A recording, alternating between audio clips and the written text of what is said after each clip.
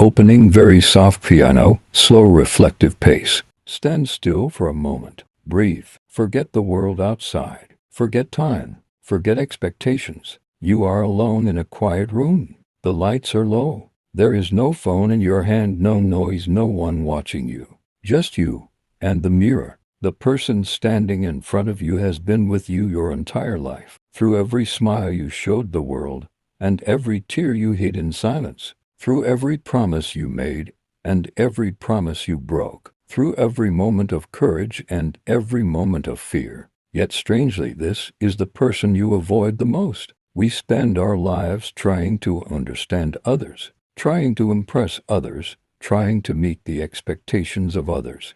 But very few of us ever sit down and have an honest conversation with ourselves. The mirror doesn't shout. It doesn't accuse. It doesn't flatter you either. It simply reflects the truth, and truth is uncomfortable. From a very young age, we learn how to perform. We learn which emotions are acceptable and which ones should be hidden. We learn how to smile even when we are breaking inside. We learn how to say I'm fine even when we are lost. Slowly, without realizing it, we start living for approval. We begin editing ourselves so we can fit into the world. We suppress our real thoughts, our real fears, our real dreams. And one day, we wake up living a life that looks correct from the outside, but feels empty on the inside. The mirror remembers who you were before all of that, before the masks, before the pressure, before the comparisons. It remembers the version of you that was honest, curious,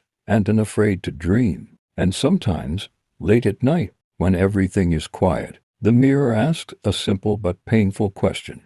When did you stop being real? We live in a world obsessed with results, money, status, titles, followers, achievements. Society tells you that if you reach certain milestones by a certain age, you are successful. And if you don't, you are falling behind. This pressure slowly turns into shame. You start feeling late, incomplete, not enough. You start comparing your behind the scenes with everyone else's highlight reel. But the mirror does not care about timelines.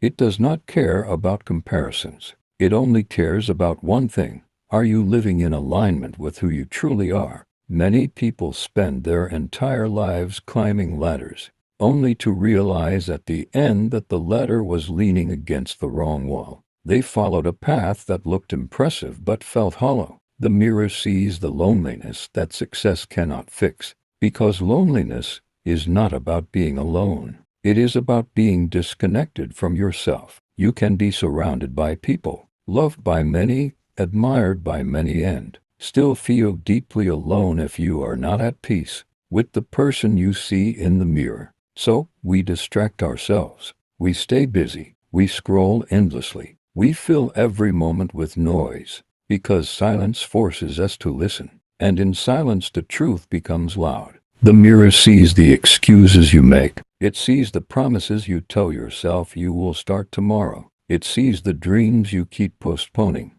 It sees the discipline you avoid and the comfort you choose. Motivation comes and goes.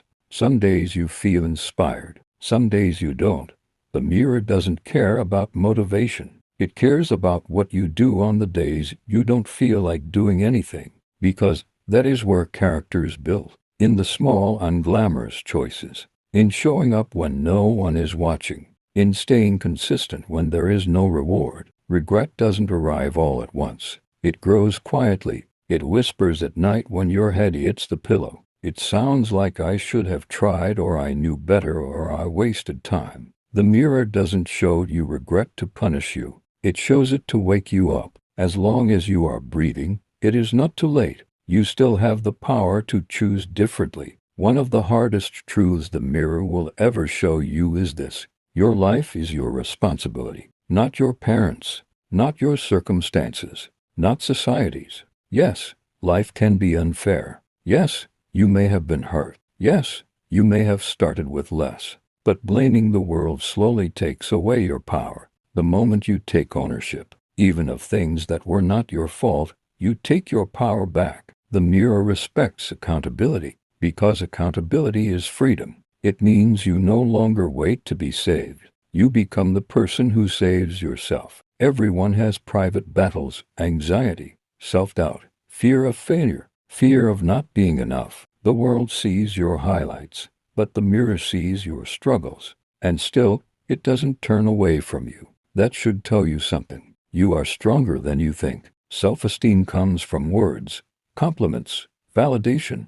But self-respect comes from actions, from keeping promises to yourself, from doing what you said you would do, from walking away from what disrespects you, even when it is difficult. Comfort feels safe, but comfort slowly kills potential. Dreams don't die from failure. They die from avoidance. The mirror knows what you are capable of, and that is why it feels heavy when you settle for less. Facing the mirror requires courage, not loud courage, not dramatic courage, quiet courage, the courage to admit you were wrong, the courage to say, I need to change, the courage to forgive yourself and still demand more from yourself. You cannot hate yourself into becoming better. Growth requires compassion, but also discipline, forgiveness, but also standards. Every day, the mirror is asking you small questions.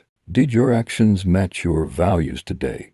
Did you choose growth over comfort? Did you respect yourself in the choices you made? These questions, answered honestly, shape your identity over time. One day, your life will be a story. People may tell it in different ways, but the most important question is this.